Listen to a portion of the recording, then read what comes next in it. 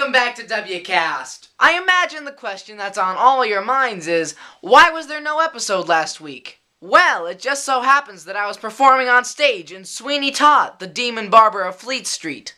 In the show, I performed my first real on-stage stunt, where the bottom of the chair I'm sitting in dropped out and I fell through a trapdoor, all the while trying to act dead. Yep, not an easy task. Anyway, now that that's over, it's time to examine some mistakes found in the famous Ray and Irwin scene. Even though some consider this the best scene in the film, it's rife with errors. While they don't really put a damper on the action, they're still fun to pick out.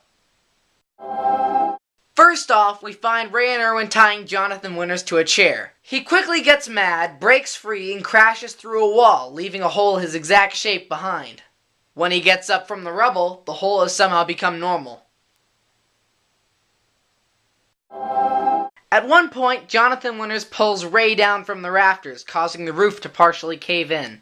If you look through the hole in the roof, you can see what appears to be a metal framework of some kind, taller than anything seen in the wide views of the gas station. Right after this shot, Ray gets pushed through the front window on the Coke machine. The mysterious structure would presumably be in the upper left of the frame, but it's not there. When we look at the uncropped extended scenes frame, it isn't there either.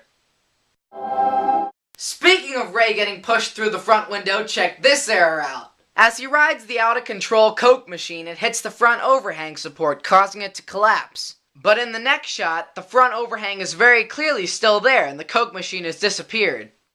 Since we know the gas station scene was filmed in order, this makes for a rather interesting anomaly. By the time Jonathan Winters tells the unfortunate duo that they're getting out of line, everything seems to be correct again, at least from a destruction level standpoint.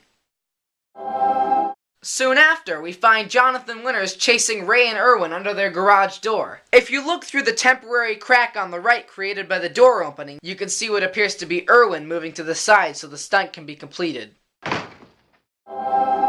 Immediately afterward, we find the two hapless service station owners being thrown straight through their own garage door. At the moment the first one hits, the lighting seems to change ever so slightly. Blink and you'll miss it.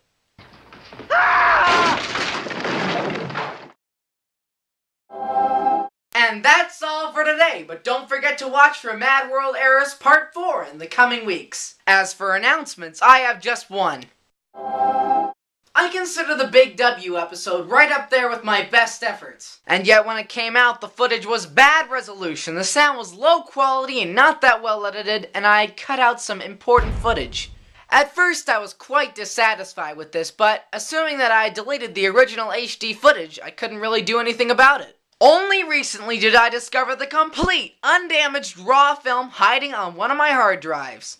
Since then, I've been piecing together the original full HD episode, which I plan to release soon.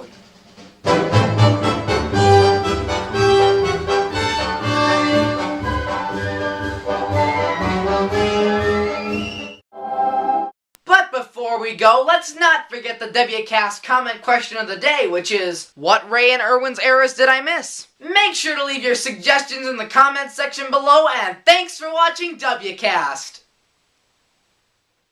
Now I'm warning you, get this stuff off me. You understand? Get this stuff off of me. Watch him, Ray, watch him! Oh, I'm warning you! I'm gonna have to hit you again!